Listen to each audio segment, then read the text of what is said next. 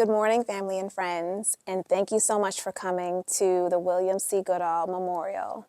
I'm so excited to share what ended up being a godsend of a tribute. My father, throughout the years, would share stories. I'm sure many of you have heard his stories because my daddy could talk for hours, okay? He could tell stories for hours. But God put on my heart earlier this year, actually right before the 4th of July weekend, where we were going to spend time as a family in Michigan, one of his favorite places.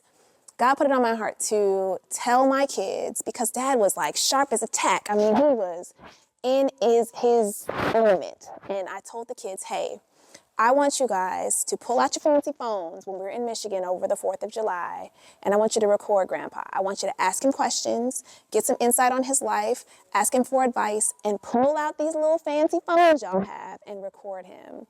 And somehow God made a way for us to get over 3 hours of footage of Dad just telling stories and talking about his life and giving us insight and telling us history. And he was just in it. He was feeling it. And I cannot wait to share with you guys some snippets. I want you guys to hear from his mouth some of the kind of pivotal parts of his life that shaped who he was. God was always first, and we all know that. And so it's exciting to be able to share him telling these stories, in his way. So sit back and relax. And I hope you enjoy this time and can find joy in remembering him. Amen.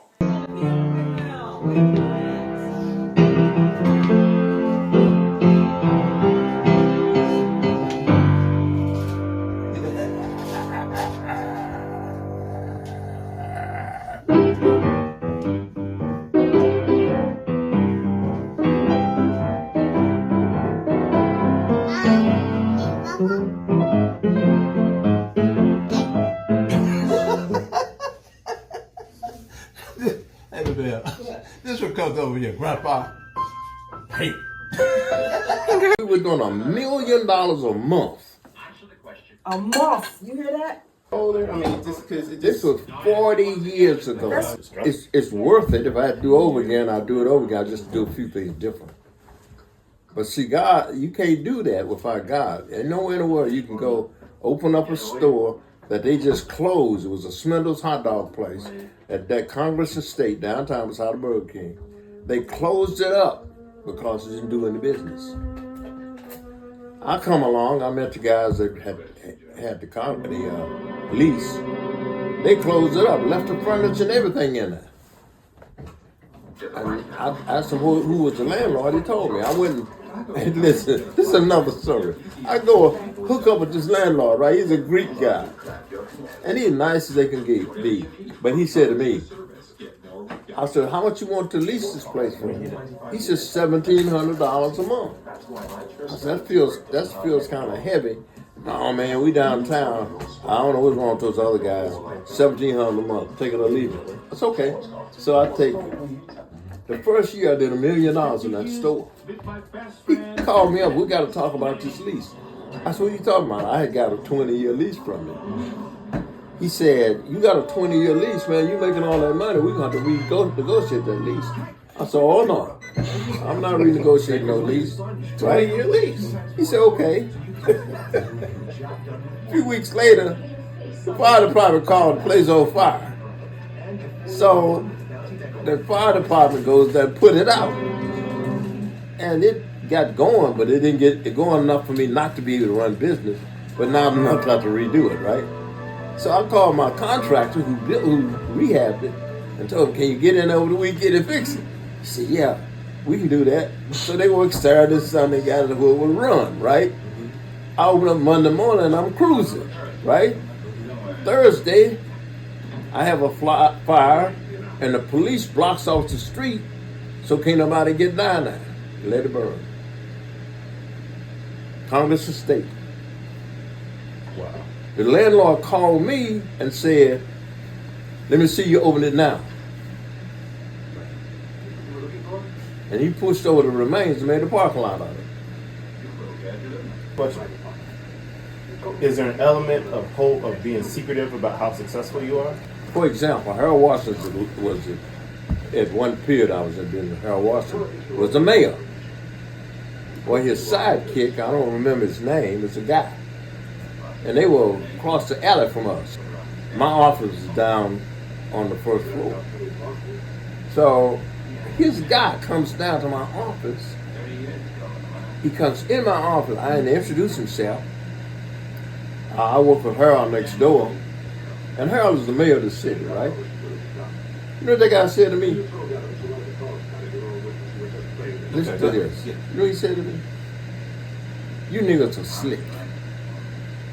So what are you talking about? I don't even know this guy, right? He's sitting down in front of me. I'm going to piggyback. You niggas are slick. You niggas been running this store for several years now, and nobody knew who you were. We thought these stores were owned by the people down in New Orleans. Because what I did is I named the first store Peter Carlton. What is that? My first name is William. My middle name is Carlton. Last name Goodall. Robert's name was Peter. You know, Robert P. Austin. Robert Peter Austin. So we called it. We took our two middle names and made up a name and incorporated Peter Carlton Enterprises. It'll come close to Goodall Austin, right? Mm-hmm. And we ran like that. Then we go over to the next group, and each store had its own corporation, had its own investors.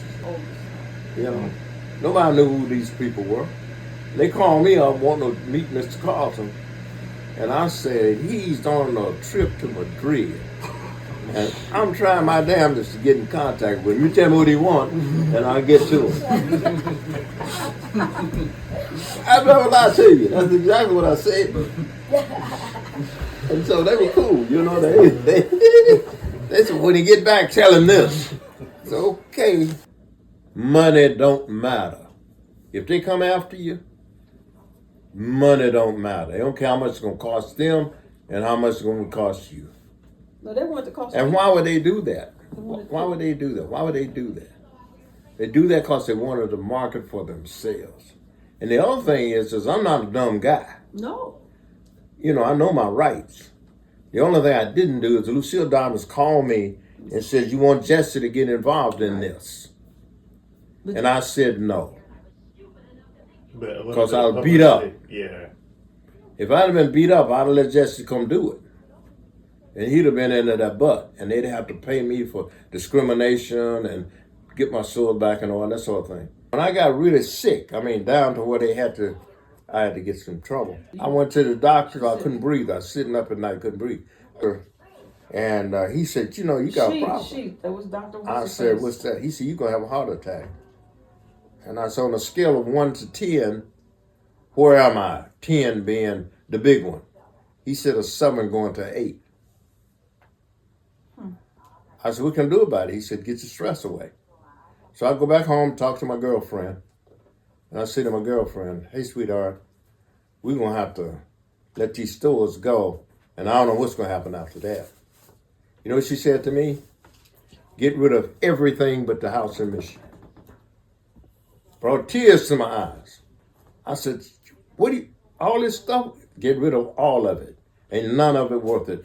Don't worry about the kids. The kids got their education. They got more education than I got, and more education than you got. They'll be just fine. You know, for example, this place right here.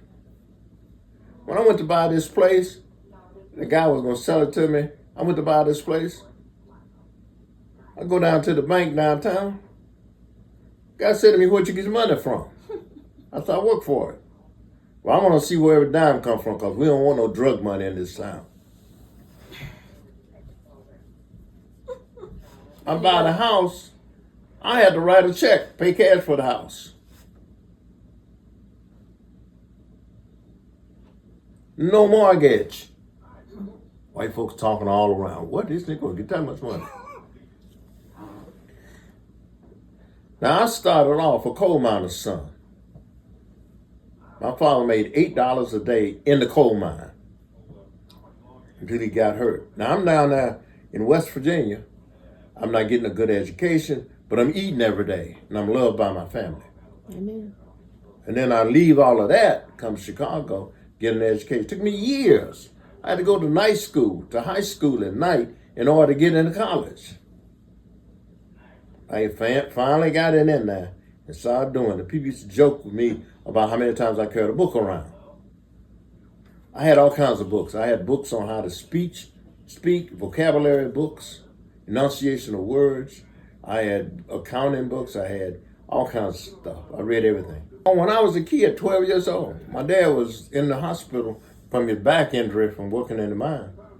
He had spine breaks. And I went to see him, and he's talking to me like I'm talking to you guys. And he said, William, make me a promise that you never go in a coal mine. And I said, that's a promise, Dad. I didn't even know what that meant, but I knew I'm not going to coal mine. I promised Dad I wouldn't do it. Well, a few days later, my mother went to visit. Not my mother, his sister came to visit from Baltimore. And she rolled the bed up. So he's sitting up like this. And when she left to go back to wherever she was going, they didn't put the sides up on the bed. And during the night, he rolled over. And when he rolled over, it snapped his spine. My mother go to see him, he's dead.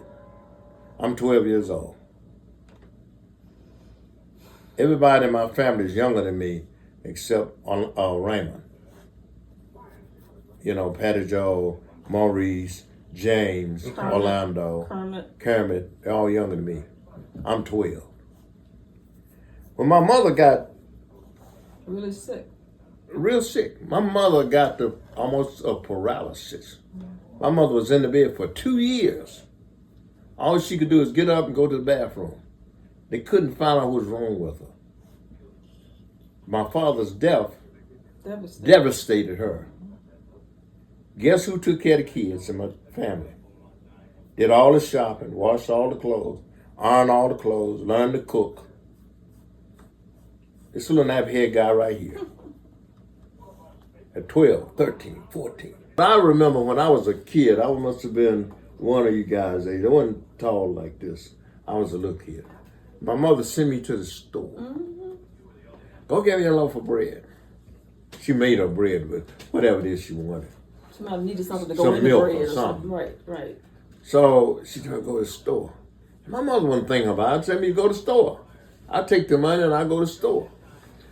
Now we live right here. There was a whole community of white folks there. There was a bridge. Black folks lived on this side of the bridge, the river. White folks lived on this side. The company store was over here in the white neighborhood. There was a road that went straight down to it. Those white guys, they see you coming down that road, they went berserk. Here come a nigga, here come a nigga. They go get their rocks and stuff. And they start throwing rocks at you. And so you have to, get it on. And so what I would do is, and there was a seawall in the back of all the houses to keep the water from eroding the thing. It was about as wide as a sidewalk. That's to retain that water. And then there was that road to go down the front. So you could go down the back way or go down the front way. I will tell you this, I was the fastest grocery getter. down in Colville, West Virginia. Brother would get his bag, and I was like O.J. Simpson. I'd run, boy, I'd run. And when they say, by the time they see me coming, by the time they move their stuff from the roadside to the back, the brother was hawking, boy, carrying that milk. And so I learned that these guys wasn't safe. I'm telling you, they were not safe. I've been through too much as a kid. My father and mother were sitting there having dinner. The guy pulls up out front, blaying on his horn. My father go out there. He's holding his stomach with his arms, his intestines, keep him from running out. My father come in the house, get a shotgun, go get in his car, and took him to the hospital. But he didn't go without his peace. the company store that my father worked for said people, at Halloween, kids do, nuisance things. They dirty up people's windows, break the windows out, turn the toilets over, because the toilets was outside. They said, I'll tell you what, if the kids cross the bridge, don't tear up the stuff. We give them free hot dogs and buns and stuff. And the kids on this side of the bridge, if they don't mess up, we give them the same thing. This is what the company was going to do. The company store people. Right? Well, what did the guys on the white side do? They tore up stuff. They went berserk. They turned over stuff, they did all kinds of things. And then their father said, well, if our kids can't have no picnic, niggas are not going to have no picnic. So they delivered the hot dogs and the buns and stuff up there. But these guys said, you ain't going to have no picnic. So my father and all the men circled us like we were, made a circle around. And they sat with shotguns and rifles until we had our picnic.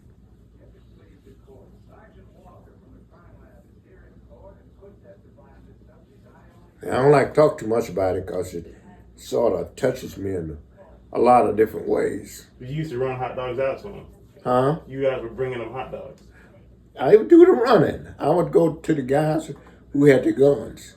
And take them hot dogs. Take them hot dogs. I'm a little guy. He was like, That was before my father got killed.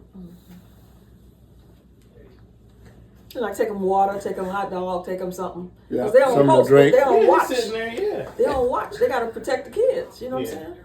And by the way, I'm not scarred when it comes to dealing with white It folks. just hurts your heart. Some of my best friends were white folks. Reason I own this house, because of Miller.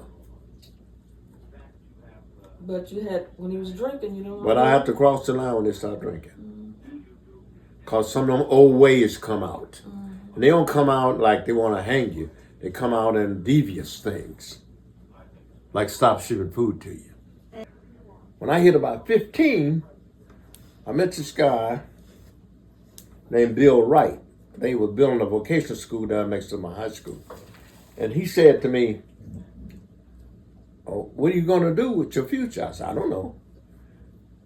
I said, my dad told me not to go to the coal mine, so I got to do something. He said, well, why don't you come enroll in my cooking class? And you can graduate as a chef. And anywhere you go, you'll know how to get a job. And that's why I went into the food business. When I graduated at 17, I had finished the vocational school. I'd been in there 3 years. Top of my class. Knew everything. Couldn't tell me nothing about no food. Well, that's what happens when you're a teenager.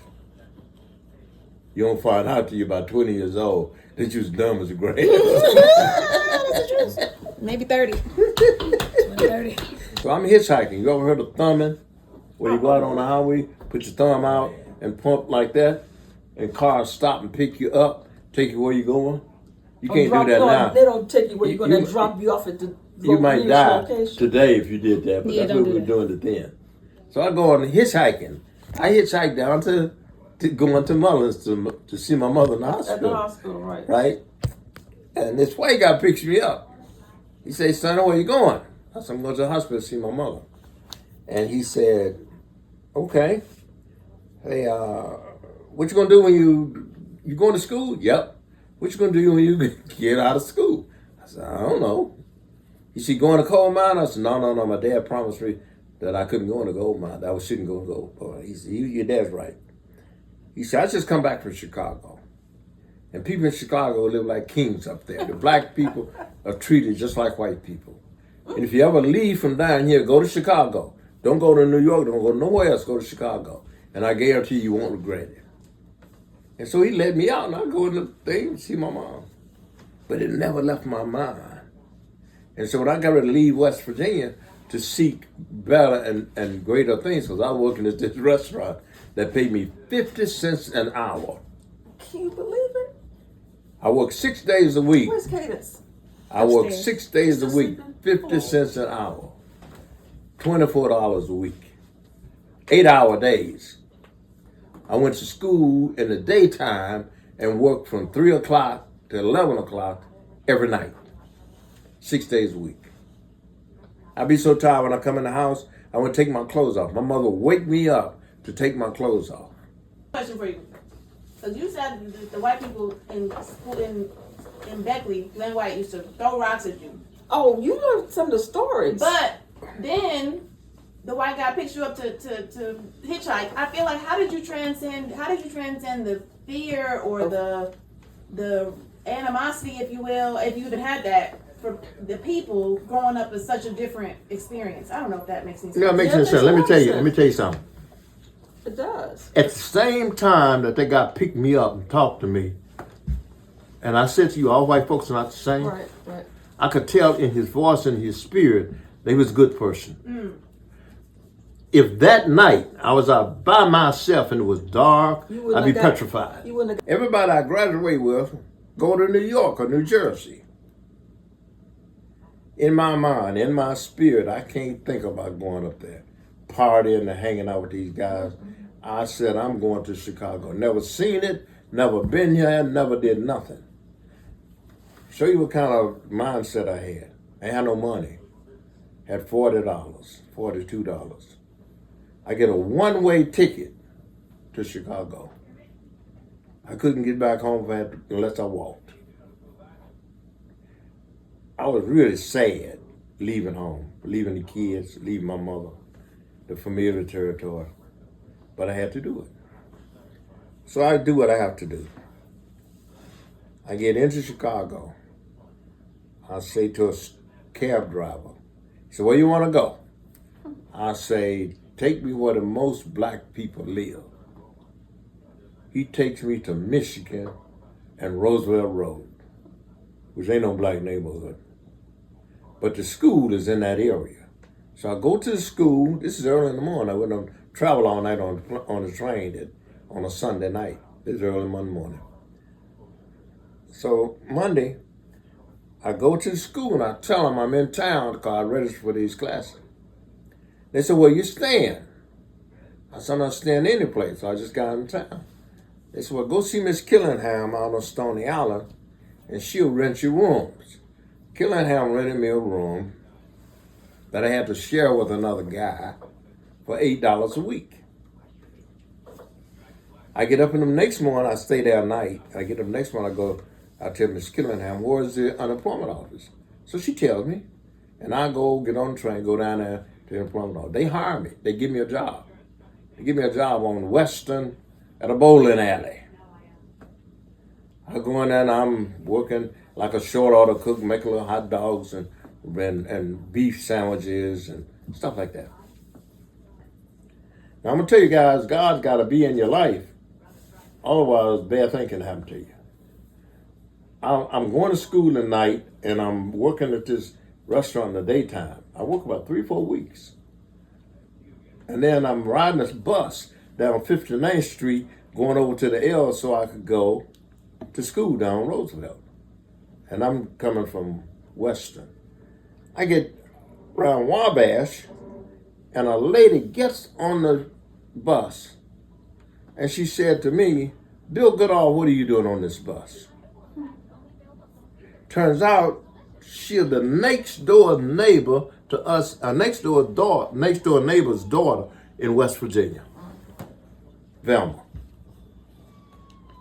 Now, what are you doing in Chicago? I said, I'm trying to find a job or something. She said, where you work? I said, I work in the bowling alley. She said, you know, Evelyn, you went to school with her. She lives right down the street. Here's her address. So I go on about my business. I do my thing down there.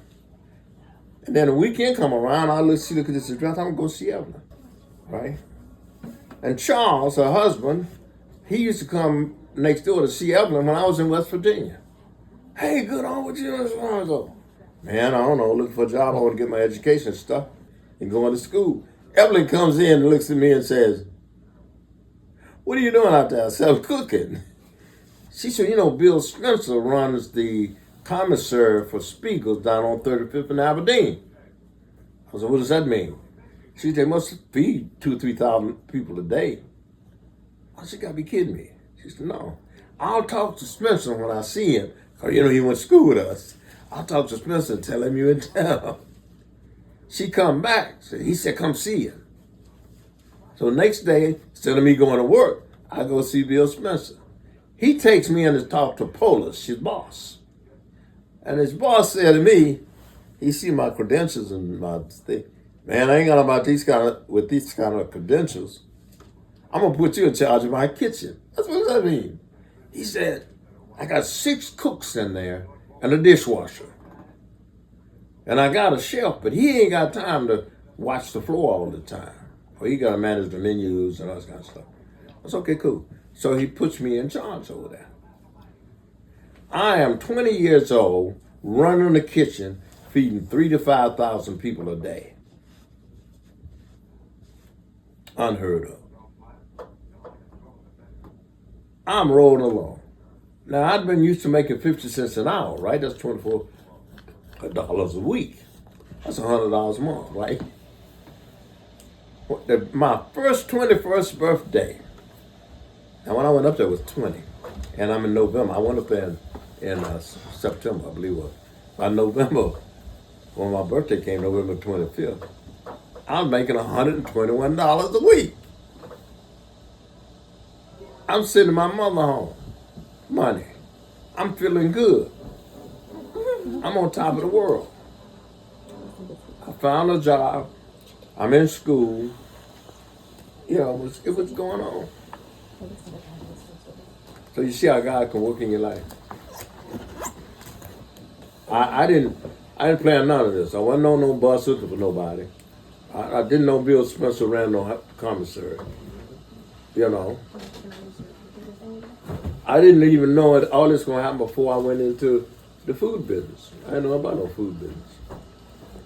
But then I got about mid-year, I got about 21, 22. I didn't want to be in the food business no more. It's just too much drinking and guys hanging out. Well, I'm trying to go to school. That sounded like a waste of time for me. So I had to get away from that. So I leave Spiegels and go to Walgreens. And Walgreens saw my credentials and they said, we're going to put you in charge of a store in Halsted and 63rd Street. We're building a new store. I said, cool enough. A guy come in and sit at the counter every day. He's always trying to hit on these girls. His name was Nick Blano. But Nick was one of those clean as a mannequin guy. He'd have his shirt starched, his modem, his overalls starched, his shoes shined every day. Nick was the epitome of clean, Mr. Clean. Nick said to me, hey, Goodall, how long you gonna be back there throwing these milkshakes and stuff out? I said, how long as it takes. He said, well, you ever thought about doing something else? I was like, what?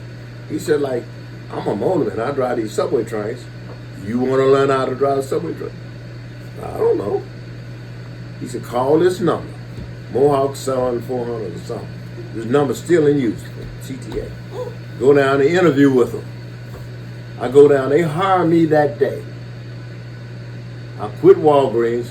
And I became a motorman on subway trains. And I drove those trains for 4.5 years while I was in college.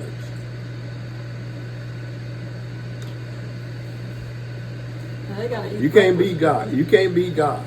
You can't beat God. I'm telling you that right now. You guys, anything you want to do, God ain't with you, it ain't going to work. I'm telling you. And you don't necessarily plan your destiny. You might think you're in charge, but you're in charge of nothing but being obedient.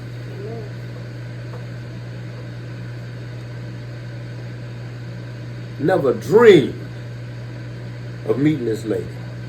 One other lady like that, when I left West Virginia, a guy told me, Kendall Brooks. Kendall Brooks was a head chef at the glass house where I worked, getting the 50 cents an hour. And I told him I'm leaving, going to Chicago. You got a girlfriend? I said, yep. From around here? Yep. Well, I don't know how that's going to work out. But when you get to Chicago and you start meeting girls, find you a girl that's in church, that's clean living, blah, blah. And he said, now look, you can find all kinds of people. But I'm telling you, look for those characteristics. And I found just a perfect girl. How'd you become an accountant? Oh, there it is. How'd I become an accountant? There it Oh, y'all want another God story? Amen. I gotta tell you this. Hallelujah. You'll make it a little quicker. Let me, Maybe. Wow. well, let me tell you this. Let me tell you, kids, listen to this. I'm going along. I know what I want to be in college. So I'm taking a liberal arts course to be a teacher. Because, you know, there ain't no brains. I mean, you don't have to be trying to be a specialist to do that. Take some sociology class and whatever. You can get to be a teacher pretty easy. So I was in school, and I was studying to be a liberal arts major. And and by the way, I tried to always do the best I could. I always make the best grades, step on I ever need to. And then, so I had a pretty decent average in junior college. But that's only a 2-year school.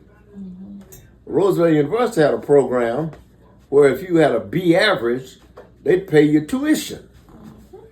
So I go down there and enroll at Roosevelt University, still on that sociology thing, gonna be a teacher. And one day I'm in the lounge, school lounge, studying.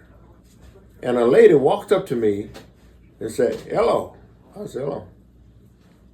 My name is Lucille Dobbins. What's your name?